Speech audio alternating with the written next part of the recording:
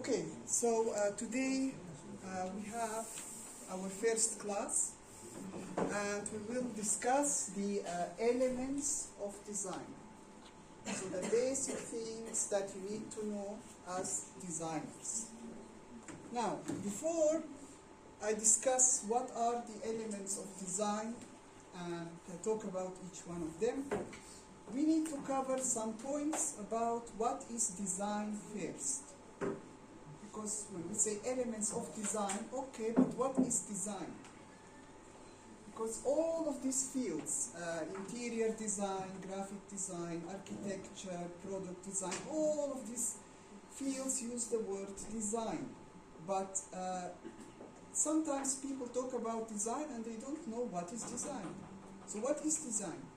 I will cover here a few points to make you understand a little better in case you don't. So, design is the opposite of chance, chaos, and randomness. What does that mean? It means that design is something planned. It is not chaos. It is not randomness. You cannot just, take a piece of paper, start scribbling something and call it a design. Design is something organized, something planned. Okay? If I'm just creating art, just I'm drawing something and, just creating an art piece, that's something else. It doesn't have to have meaning. It doesn't have to be planned or organized. But design is planned. It is something very carefully planned. So, the basic elements of design that we will talk about in this class, starting from this lecture and the next lectures, basically these elements are used to organize and plan a design. So without knowing the basic elements of design, it is very difficult for you to plan out a design correctly, to design anything. Okay, so these things are very important that we will talk about. Now, depending on what field you're in, like graphic, interior, all the other design fields, the elements of design still are used. So it doesn't matter if you're an architect, if you're a graphic, if you're a product designer, these basic elements are used in the design. So if the designer don't know them, it's very hard to come up with a proper, decent design. Okay? They are used in slightly different ways, but they are the same. Basic elements of design don't change. It is like a language. If you want to know a language, you have to know ABC of the language. If you don't know the ABCs, you don't know the language. It's so simple. The elements of design are the ABCs of design. This is what they are. Okay? So, design is also a step-by-step process. It is a process. You cannot just do anything and call it a design. It is every project you start have a process. It has a start, it has a finish, and in between we have many steps that needs to be completed. Now, it's different from one project to another. Some projects are small projects that the process is not so long. Not all the steps are always present in every project. Some projects have just a few steps. Some projects are very long and complicated. Now the projects that we will do in this class are small projects, not very complicated ones. Nevertheless, they have a process to follow. And this is how design works. It follows a process. Whether a short or long process, there is a process also, always. A start and a finish. And it usually starts with some kind of a problem. You see, design is not about, let me just design anything. What? Design what? You have to have some problem. A problem and then a solution. The problem doesn't have to be like something very complicated. It can be a small problem. A small question, a small problem that needs solving. But the design is a means to solve problem. You as a designer are a problem solver. if you are not solving a problem with the design, it is more like fine art. It is art. Like, for example, I can draw a painting. It doesn't solve any problem, but it's beautiful. I put it on my wall, it looks beautiful. Okay, but this is art, fine art. You as a designer, you always have some problem to start with, and the design solution, the end result, is a solution of this problem. Whether small, whether large problem, there is always a problem to solve. Okay? Design is also a means of communication. So when you are designing, you're communicating something to someone or an audience, meaning many people. Okay? There's always some kind of a communication present in design. What's communication? Like, if I write something, this is a way of communicating. When I talk, this is communicating. Design is a usually visual method of communicating. So if I do an illustration, if I show a picture, this is a way of visually communicating to you without text, without language spoken. Now, many designs include illustrations, pictures, plus text, sometimes even voice.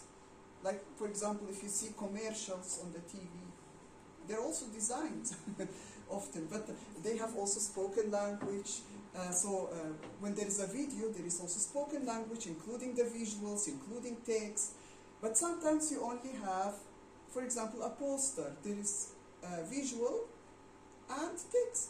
And sometimes there is just a visual. For example, you look at a sign or something, there is no text, for example, just a visual, and you still understand it.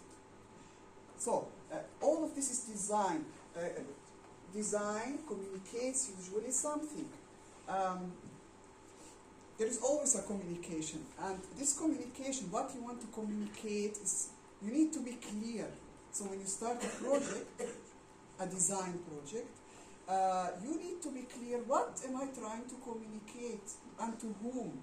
Who is the audience, and what am I communicating? Because what are you trying to communicate will affect how you design this, whatever design you're doing. So the basic elements of design, how do I select them? How do I organize them? All of these things will depend on what am I trying to communicate. All of this is connected, you see? So you need to be very clear. So if I design something, let's say a poster, and I want this poster to look, to communicate something like happiness, for example, to look happy and something positive and happy, but I choose, for example, colors and shapes, and that kind of look very sad and negative. So that means I failed in my communication. So how you design something ultimately depends on what are you trying to communicate. Okay? So,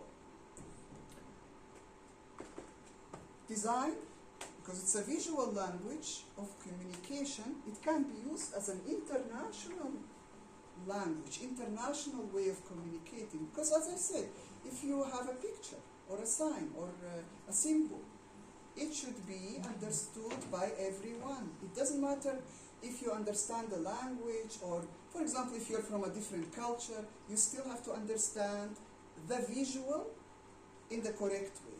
And this is where the designer comes. So how do you design this visual to be understood by everyone the way you intend it to be understood? So this is very important here as a designer. Another thing, design is not only about being beautiful or aesthetically pleasing. Beauty means aesthetics, you know. Design is not only about that. Now, of course, every design must be beautiful, must have a beauty element to it, because, you see, you as designers, when you design something, in the end, it will be used by people or looked at by people. So if it's a poster, I'm looking at it. If it's so ugly and disturbing, I will not look at it. Now, if you're designing this table or this chair, and they're so ugly, nobody will buy them. So it's either things that you make, that you design for people to buy, and who will buy if it's something ugly? Who will pay money? Nobody. So, or even to look at things. Nobody likes to look at ugly things. So beauty is essential in design. Every design has to have this. But you see, it's not the only thing. If you're just focusing on the beauty, it can be also art. Like I can make a sculpture and it's very beautiful, but it has no purpose. It's not solving any problem. It's just a piece of art, okay? But as a designer, the design must also have a purpose, another kind of purpose, a communication, some problem must be solved. So it's not only about being beautiful. This is essential, but there is other reasons to start a design project, okay? So understand the difference between you being designers and the fine artist. It's something totally different, okay?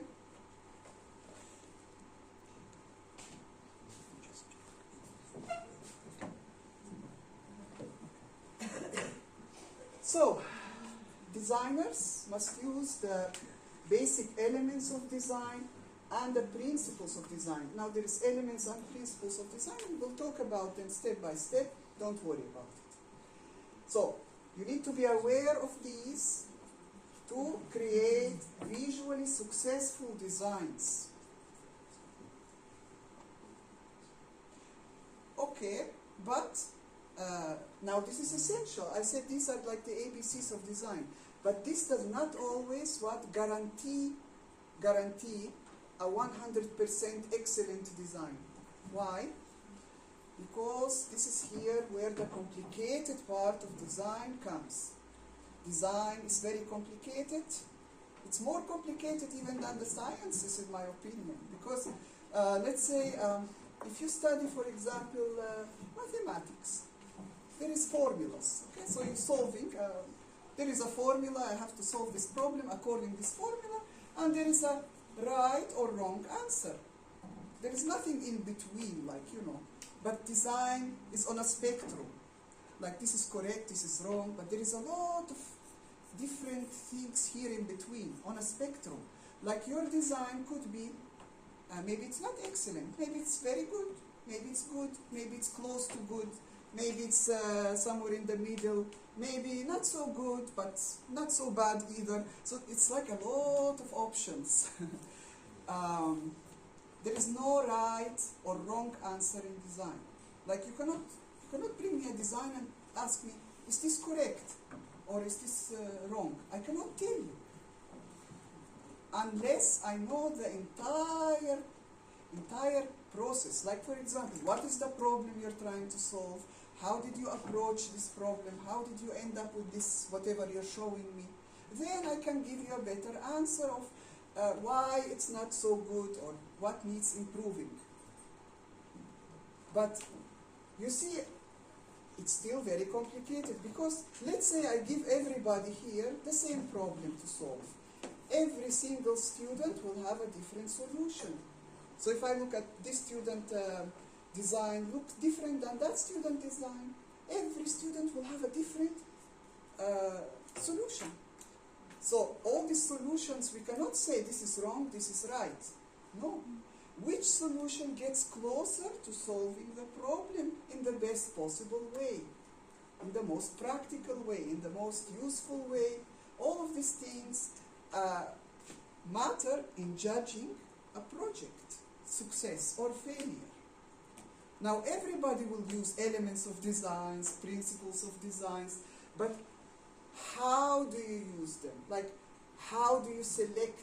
How do you interpret into a visual design? This can be thousands and thousands of solutions. So there is no right and no wrong. You cannot say that clearly in design until you look at the entire process. So design is very complicated, and it's very versatile. Like, you know, if I have 100 students for the same problem, I will have 100 different solutions. So so this is a good opportunity and at the same time a difficulty for the designer, because everybody knows the ABCs, but how do you use them? So how do you use the elements and principles of design? This will be different from person to person. And how do you interpret them into the actual visual? Here is the question, okay? That will make a design successful or close to success or close to failure. Okay? So please, when we start like projects and we put a line on the paper or 2 lines or whatever and come and ask me, is this correct? I cannot tell you. You see, you need to complete the whole thing, then I will judge. So, the elements of design are the raw materials or building blocks for any visual expression, any design. Okay? It's like the building blocks which you use to create this design with. We can also say that they are the components of the composition. What is the composition? I already explained in the introduction to 3D design. If you remember when you made the models like these out of cubes, and I told you that this is a composition. A model is a composition composed of many parts. So when we look at this, for example, this is cube, so many cubes. 1 cube is a component. 10, 20 cubes put together in one design, it makes it a composition. It's very important, the words, okay, here, to understand. Now, if you look at a poster, forget about the model. Look at a poster. It has pictures, illustrations, text, all kinds of stuff. All of these are components of the entire composition. The poster is the composition, okay? So, it's very important to understand this. Now, the elements of design, when you are designing, are the components with which you create this design. Okay? The basic components. Now, the principles of design that we will discuss after the elements of design teach us what methods of how to organize the elements of design. So you have like this element and this element and this element, okay, but how to organize them? It's like having many cubes here, but how to put them together? If you remember, if you did this with me, this project, every student ended up with a different organization of these cubes. Okay? The same, this works. So we have elements of design, which are components. The principles of design help us to organize them into let's say, a more successful final design. So we will talk about these first. There are several. And then when we finish in subsequent lectures, we will talk about the principles of design. Now, knowing this and knowing these still does not guarantee, as I said, for a successful design, because they are only guidelines. What is a guideline? Guideline is different than rule. Again, when we talk about rule, you cannot break it. A rule have a right and a wrong answer. That's it. It's like a formula.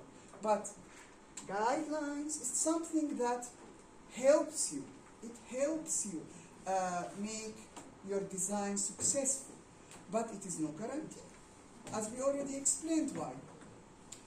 So, these are guidelines. But now, without them, if you don't know them, you are guaranteed to fail in your design. It's a guarantee. But if you know them, there is a chance that you will succeed. So I want you to understand here this difference, okay? And the real complexity of design. So, they are guidelines for you. But as I said, it's no guarantee.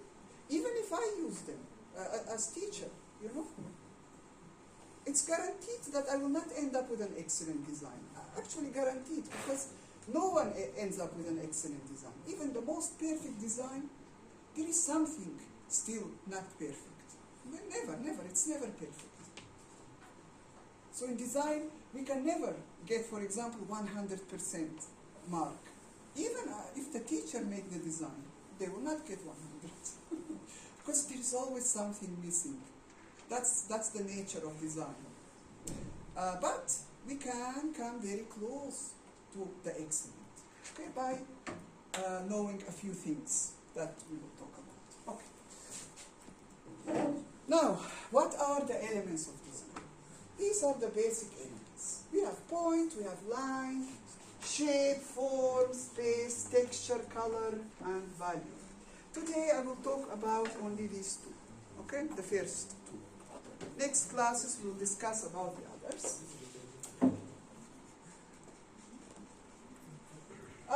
We already talked about this, that the elements of designs are the fundamental building blocks of a composition. Now, you as a designer, you use these elements of design as tools. They are basically your basic tools to control how a message is delivered, to control how a design will look and how a message will be delivered to the audience. You see, this is very important here, the control part. Because once you know the tools, you can control this composition better. So, for example, where to put the text, where to put the image, or what to design if I'm doing the illustration, if I'm designing it, how to design it, okay? All of this is controlling. I'm controlling my design. And we said design is something organized and planned. So it is controlled. It is not like taking a piece of paper and, as I said, sketching something out. You can sketch, but this is, when you get really to the design work, it needs to be reorganized and replanned. So, how well you manage to control these tools will subsequently affect the end result. Some students might ignore a few things and think, okay, I will do it my way, and then they will fail. So you need to be careful about the essential things, the principles that we study, and to apply them carefully in design. Okay? Always there is a meaning. Like, if we look at a design, I could ask you any question and you should have the answer. Like, why do you use a specific color? Why did you put this line here, not there? Why this size? Why this font? Why that? Why this? Everything must have a reason. Everything have an explanation. If it doesn't, then there is a problem. That means it happened by chance, randomly. That means it's not design. Okay? So be careful about this. Okay.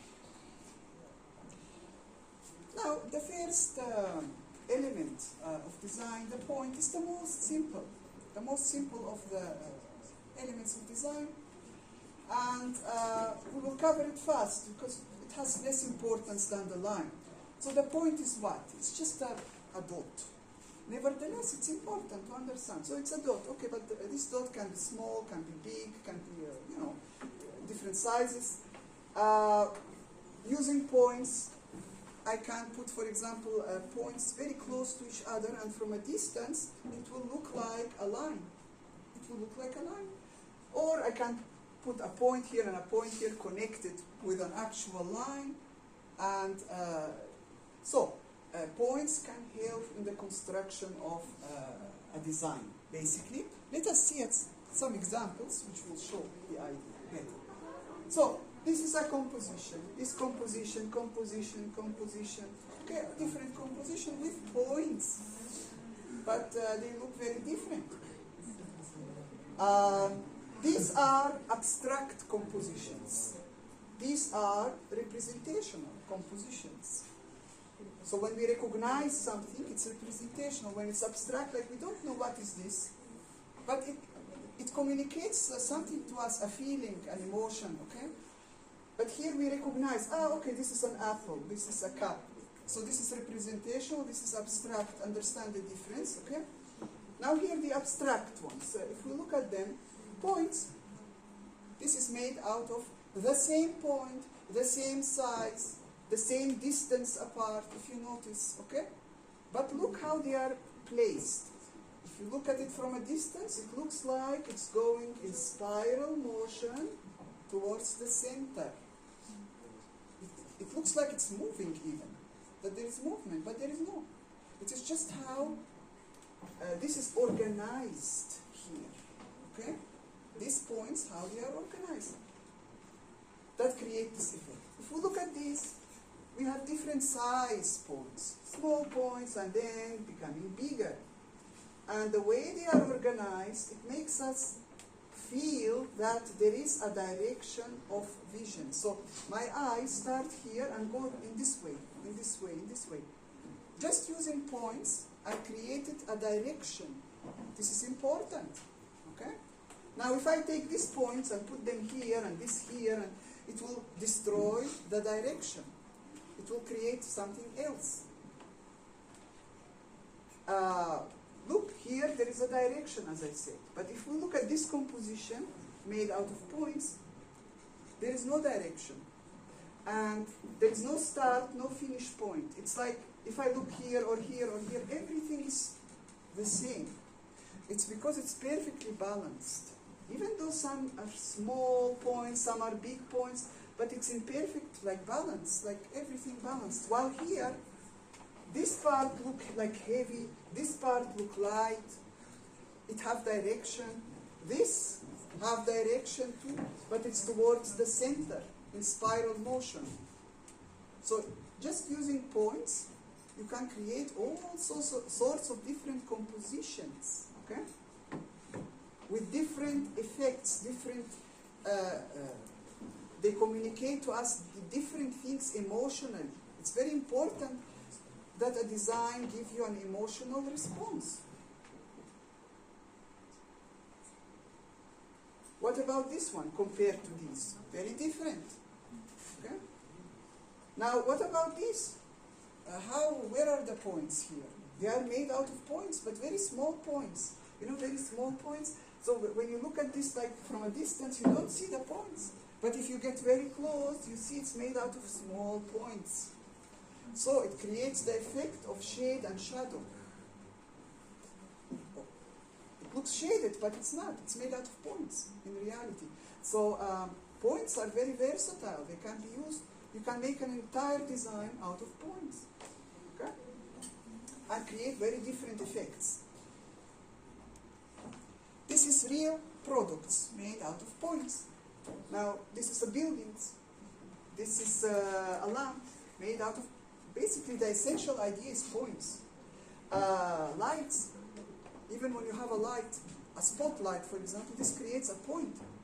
But this is organized, you see, it's organized to look in this way. So we have big points here, smaller points here, and it looks very interesting, very appealing. It's designed this way, okay? So, you see, it depends on what are you designing, but if you're an interior designer, you will be dealing also with light. Light is part of the design. This is more architectural objects. This is product design, but any kind of design, the basic elements still exist. Now, if you notice, there is also something else here. There is color. Color is another element of design. So point is one, line is one, color is another. So here we have two elements together, and this is normal. Because in real design projects, it's rare, very rare to find just one element used. Like only points, or only lines, or only color. No, usually it's a combination of lines and colors and shapes and a lot of elements put together. So, a real project can be a lot complicated because the more elements of design you have in one, the more you have to think about how to organize them, how to make all this work into a final design. Okay?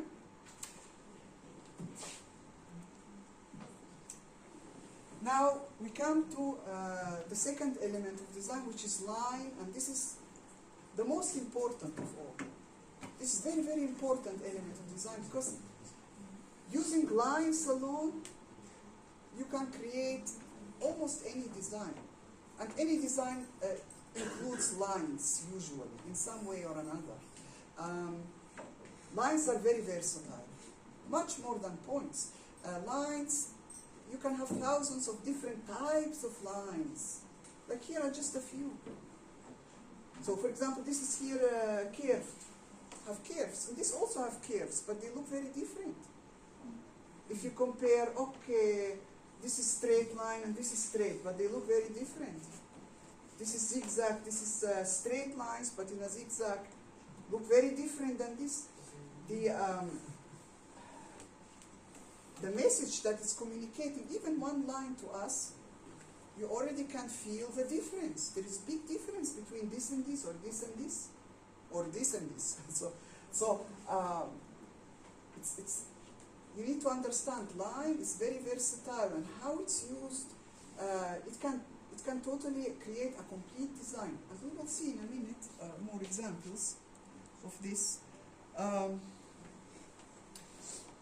Now sometimes, because lines have so many types, you know, they tend to categorize them. Like if you open the internet, you will find categories of lines. Let's say vertical lines, vertical, horizontal lines, diagonal, curve.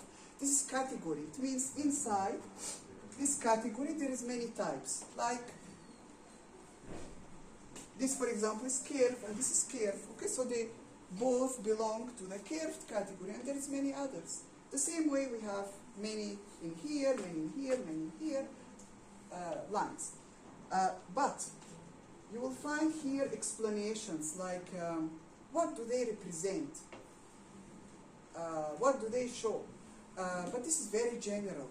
Do not use information you read about straight away in your design, because let's say it says here vertical, it means it shows stability, strength, formality, while curved lines, for example, represents more softness, more natural ways. But you see, here is the problem.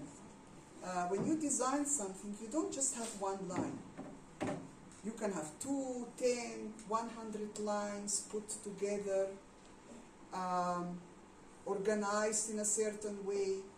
Now, when you have many lines, let's say only lines, but many lines in one page, and the way you organize them, this can totally change this meaning. Like suddenly, I can have curved lines look strong and stable. I can, depending on how I organize them. Or I can have vertical lines that look kind of not so balanced, not so stable, not so, you know. So, what I mean is, the composition, a design is always a composition made out of many elements, and when you have all these elements together, it changes the meaning. So if you have just one line, okay, it's easy to interpret. But if you have 2 and 10 and 20 lines, and if you mix, let's say, lines with points, with color, with this, with that, it becomes even more complicated. So what is the final thing that's being communicated? It changes. So these general meanings, keep them general only. A general guideline, but they're not so important as focusing on the actual design. Look at these lines, for example. More types of lines. A line, when we say a line, it's not only a line with a, you know, the same thickness throughout. No, it can be a line like this. So starting heavy and becoming very light. Or here, look at this, light, heavy, light, heavy, light. This is all line types, and they can be endless. Look at these lines, how each one looks different. And there is more and more, and there is thousands of different types. And each type gives us a different feeling, affect us emotionally, psychologically, when we look at them. You see, this is very important, how some design affect you. We're talking here about lines only, but when you look at an entire composition, a final design, the way it affects you emotionally, very important, because this is part of the message. The emotional part is part of the message. You cannot have a message without an emotion attached. It's like a blank message. There is no such thing. It's like when you watch a movie. There is always a message, but how does it come to you? Even if I just put a text, if I write a text down, okay, this is the message, still you will feel emotion. So design, because it's visual, especially because it's visual, like visually. I look at a picture, I look at an illustration, it communicates to me an emotion, always. With the message, with the meaning, there is emotion.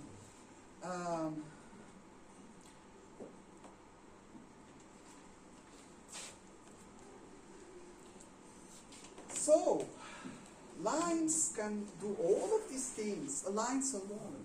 Forget about color, points, any other elements of design, just a line. So line, using lines, specific way, I can make a composition looks that it's moving. It's in movement. When there is no movement, it's just 2D, no movement, but I can make this effect. I can show rhythm, some kind of a rhythm with the lines. I can show texture, like for example a texture of a cloth, of wood, of something. I can use lines to draw them in particular ways.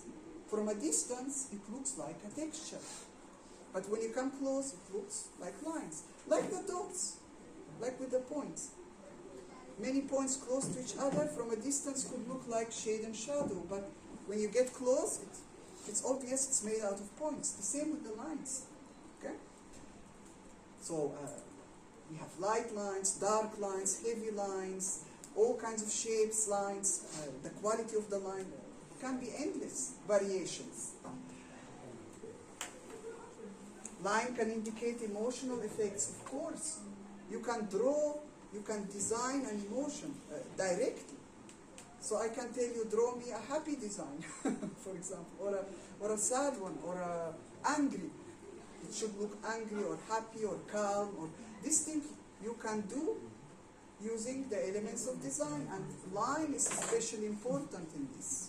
Okay? Lines can be used to draw shapes, of course. If I want to draw any object, I draw it using lines to indicate the shape of the object. It can be used to enhance perspective. Enhance meaning make better. So for example, you know what is perspective drawing. Like for example, 2-point perspective. If I want to draw this table in 2-point perspective, and from this here, from this viewpoint, now this here, so I draw a line here, I draw a line here, going to the vanishing points. The line here will be, if I put it correctly to enhance this perspective, this line here must be more heavy, more broad, and then becoming fade away, become thin and fade away as it goes to the distance. If I do the heavy lines, if I draw the objects that are close to me with heavy lines and the faraway objects with light lines, this will enhance the perspective, meaning it will make it look more realistic, more alive, more dynamic on the paper. If you just draw it with the same thickness of line, it will look good, but it will look a little too much 2D, flat, lifeless. And if you're drawing a sketch or any drawing, it's good the drawing to be alive. And using the correct lines can make this possible. Here are a few examples, very, very basic examples of compositions using lines. Now, if we look at this composition of lines, meaning many lines together, compared to this composition of lines, they look very different. They give us a totally different emotional effect. Here, I feel calm, I feel relaxed. Here, I feel confused, maybe upset. It's just what line types were used and how the lines were combined with other lines to create this composition, how the lines interact. You see, every line interacts with the other line. So if you put one line and another line close to each other, it's different than if you put it far away. So it's like every line interacts with the other lines to create this final result.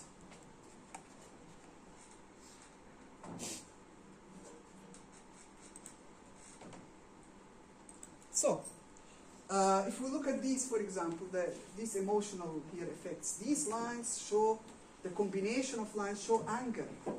You know, if you look at them, they look angry. Compared to, for example, this, which looks kind of calm. There is no anger here as an emotion. Here, for example, this should be like something energetic.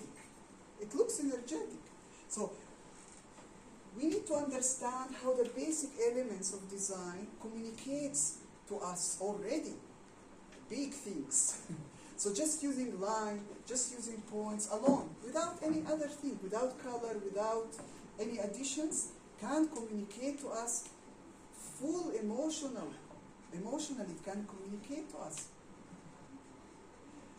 This is very important, but you have to understand that each composition is complicated. You see, the more you put lines, like maybe I will put, I will put straight lines, but I can also put curved lines in between. I can put heavy, light lines together.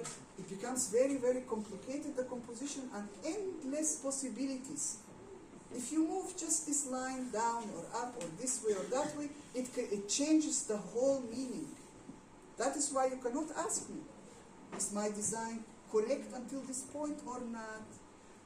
Because I will not be able to answer you. Because any change you make ultimately will change the end result. So you need to finish it. Then ask. Then you can get more feedback. But in the process, nobody knows what will become once you finish adding all the lines, adding the elements, distributing them into the composition. So, yes, this is the thing. Now, with elements of design, you really need to know how to manipulate them. With all the elements of design, principles of design, once you know them, you see the manipulation of them. How to manipulate to get what I want. And you need to understand something else here. Now, as a designer, you are the one who's manipulating the things, the elements and principles of design in the background of a design. The final design is the end result, which everyone sees. Like I look at a poster and I see the poster, and let's say I'm not a designer, I don't understand anything about elements, principles of design. I just look at the poster, you know, what feeling does it give me? What does it communicate to me? This is the end result. But, so if you ask any person who's not a designer, they will tell you general things. How do they feel? What does it tell them? But nothing else. They don't know what happened in the background. They don't know how you, as a designer, manipulated the lines, the points, the colors, everything to make this final result look in this way and communicate in this way. You see, it's like, again, like a movie. When you watch a movie on the TV, you don't think about how did the producers and, you know, the people in the background design the movie to be in this way. Because when you look at a movie, you just watch the movie. You get emotionally, you know, interlaced with whatever happens. You see something happy, you become happy. You see something bad, you feel bad. You know, you watch the movie as a story.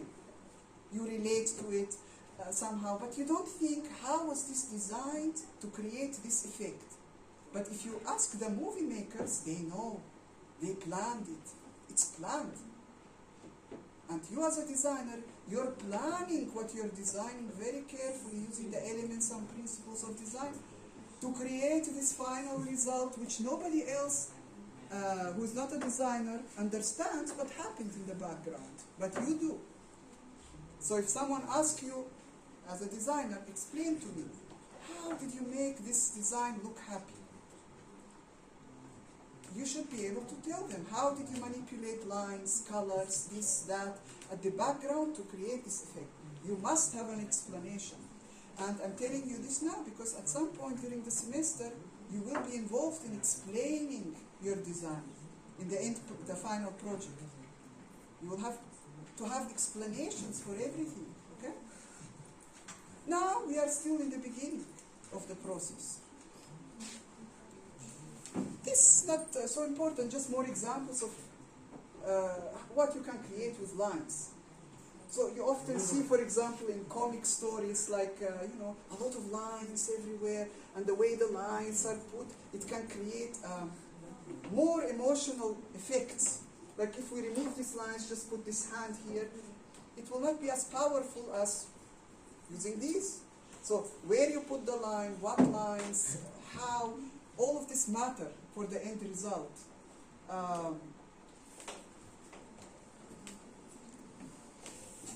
Now when we look at text, there is a lot of designs that include text.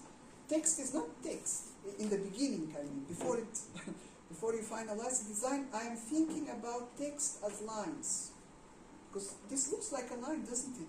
From a distance, these are lines, these are lines. I see them as how do I organize these lines on this, for example, poster? Do I need curves? Do I need straight? Do I need heavy lines? Or do I need thin lines? Thin, heavy. You know, this is actually the size of the font, but I don't think about text in the beginning. I think about lines. So I want to put lines where and how should they look. So these lines, for example, here, they are straight lines, and there is a space in between, and this is the same size of this. So when I organize a poster, I organize it as in this way, that this space here is the same like this, and it will include lines here of this size. Later, it transfers into text, okay? Like this title should be heavier, bigger lines, okay? So this is how you think. Now, if I have pictures or images, let's say I have a picture here or an image. Before I put the picture here, I put probably a square or a rectangle, that this is the location where I, in future, will put the picture. So the grid, you see the grid behind a design. The grid is what? Made out of lines, vertical, horizontal lines. This is how you organize a design before you make the design. Before you put the illustrations, pictures, text, whatever. You think in terms of elements of design. The basic structure. Lines are one of them. Later we will see shapes, and we will see other elements of design, color, and so on. But lines is the basic one, the most important in the construction of a design grid. Okay?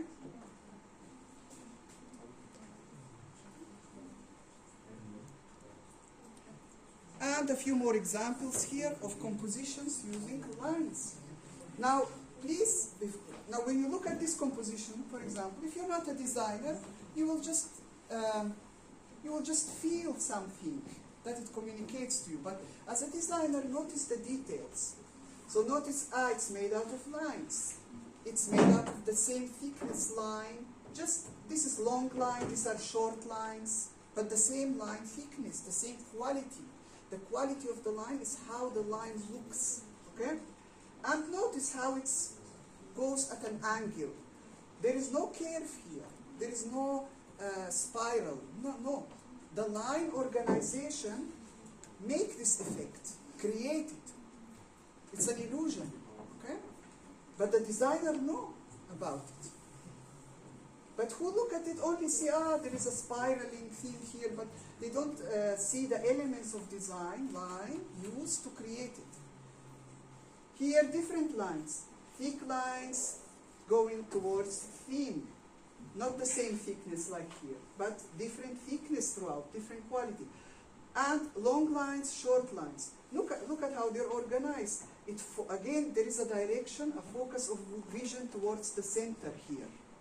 Now, if you take these lines and twist them around and change, even one location, it will create something else, a different result.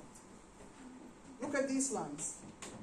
Again, we have a very specific structure here, and the lines are all the same, thin to thick, and they are in curves until they reach specific points where there is slight changes happening to create the end result. Look at this here. A combination of straight lines, of curves, to create a final result. And here we have representational object. This is fully abstract. Fully abstract is here is representational because we know this is a hand. But it is also in an abstract way created, using only lines. Only the element of design line. Nothing else. No color, no points, no nothing. Okay? But each composition is very different. Just depending on what line quality you use, line combination, line organization on this page. More examples. Look at these carefully. Look at this. What did I say about enhancing perspective? By using heavy lines on the objects that are close to us and then fade away into light lines. Look at this, how it looks 3D. It looks 3D, but it's not. Just because of the line type used and organization of the line. It focuses our vision this way towards this point. And it looks 3D.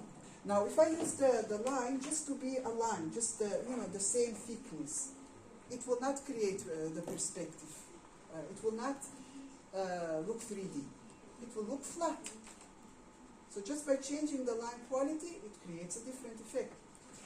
Look at these curves here, lines made into curvatures, here also, but this effect very different than this. Look how this is designed here. It really makes us feel. What do you feel? Like as if something is under tension, under pressure. Like pressure in these points here. So if I tell you, design me something that have tension or pressure, this could be a good solution. Like, okay, when we look at all of them, we cannot say this correct or this wrong or this correct. We cannot say yes or no. But if I ask you, what is the problem? Okay, the problem is you have to design tension. Then I will say, yes, this is a correct solution for tension. But if you tell me you're designing tension and you show me this design, I will tell you it's wrong because there's no tension in it. It's so balanced, it's so calm overall. So there is no pressure, no tension here. But here, yes. So it depends on the problem you're solving.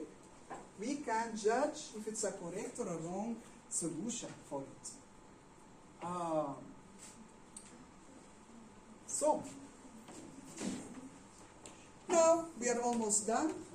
Just very quick overview of real objects using lines. Now, if we look at these objects, these are what buildings? Okay, buildings, but before they become buildings, they were designs on a paper, like drawings. And the designer used lines to draw these buildings. And the designer obviously wanted to communicate something specific. So when we look at this, for example, what is dominant in it? What is the dominant lines that we see? It's the vertical lines. Even here, vertical lines. Now we see horizontal. Look, there is horizontal lines, but they're not dominant. They're not strong. The vertical is the strongest. It's like in a design, always there is something dominant and something less dominant. Here, vertical, vertical, vertical. This is the dominant lines here. This is how the design communicates to you, the verticality, the height. Okay? But if we look at these, very different. Very different. These are more, the horizontal lines are the dominant lines. So a lot of horizontality here. Okay? Now, these are examples with buildings, but you can find a lot of examples with the interiors also. Like this wall. I can make it look taller by putting straight lines up. Or I can make it look shorter by putting lines horizontally. It's an illusion. The color you put, which is another element of design, also matters. Sometimes the interior will look small just by the use of colors, or look large, or look comfortable, or not comfortable, depending on the basic elements of design. How did you manipulate them? So these are buildings examples, but you can find in any design these examples. So these are the dominant lines, are the horizontal here used. Here we can see the diagonal lines, meaning at an angle. This is the dominant part, the dominant lines used here. We don't see a verticality, we don't see too much horizontality, just the ones at a diagonal. And here we see mostly curved lines. Okay? So on the paper the designer used mostly the curved lines for a specific reason. There is always a reason why. Okay? Okay. Now we finish today. Next class we will talk about another elements of design, shapes and forms and other things. Okay? Thank you.